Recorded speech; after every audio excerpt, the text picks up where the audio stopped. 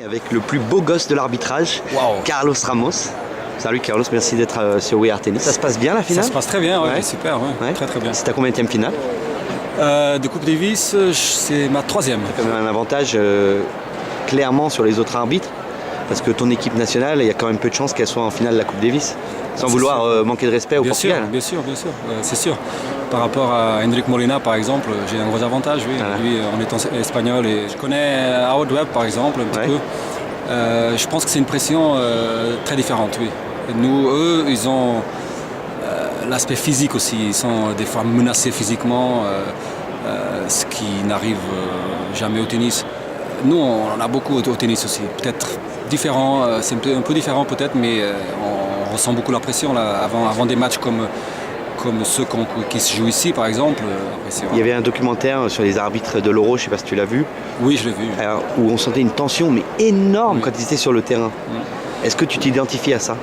Non, pas comme ça, non. Je pense qu'on a peut-être que notre rapport avec le sport, avec les joueurs, est peut-être un petit peu différent.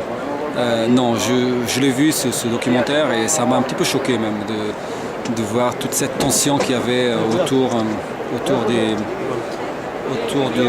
de l'arbitrage. On laisse passer la Coupe Davis là, parce qu'il me semble que là-dedans, c'est la Coupe Davis. Non, je me trompe peut-être? Je pense pas, non, je pense que c'est ça. Je pense que tu te trompes pas. Voilà. En tout cas, c'est les couches inférieures de la Coupe Davis. Ouais, pardon. Moi, je connais pas très bien l'arbitrage de rugby, même si je connais un arbitre de rugby Ouais. anglais, un des arbitres professionnels anglais. Je connais pas très bien l'arbitrage, mais c'est quelque chose qui me passionne un petit peu dans l'arbitrage de rugby, le fait que le micro soit Ouvert tout le temps. soit ouvert et que les gens puissent écouter ce qui est dit entre l'arbitre et les joueurs. Et que ce que j'aime aussi, c'est que les arbitres expliquent leurs Ouais. décisions. Je pense que cela pourrait être intéressant pour le tennis. Oui et non, ça facilite la tâche. Des fois, quand les joueurs se connaissent très très bien, des fois quand tu as des matchs entre joueurs même du même pays qui se connaissent très bien, ça peut paraître quelque chose qui va faciliter l'arbitrage, mais c'est un peu l'inverse. C'est difficile à juger quand est-ce que tu vas t'impliquer ou pas. Ou Donc tu laisses faire, parce que tu peux les laisser faire entre eux aussi. Il faut laisser faire un petit peu, mais pas trop. Parce que si tu laisses faire au mauvais moment, après tu ne peux plus prendre la décision. Donc il faut vraiment avoir beaucoup de feeling pour ces situations-là.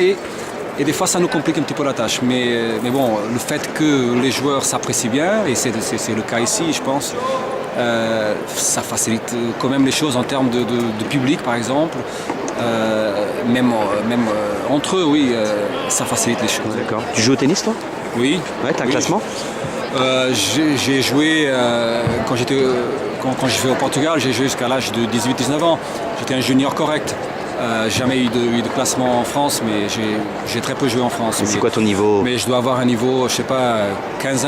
Ah ouais, peut-être, quand même, oui. quand même. Oui, si je m'entraîne, oui, 15-1, 15 peut-être, oui, si je m'entraîne beaucoup. D'accord. Bon, bah, il faudra qu'on joue une fois. Hein. Oui. Mais je pense que tu vas me battre. Je pense que tu vas quel niveau, toi? Je pense que tu vas me battre. Moi, j'ai un niveau, mon meilleur niveau, sans doute 15-5, 15-4. Oui, je vais te battre.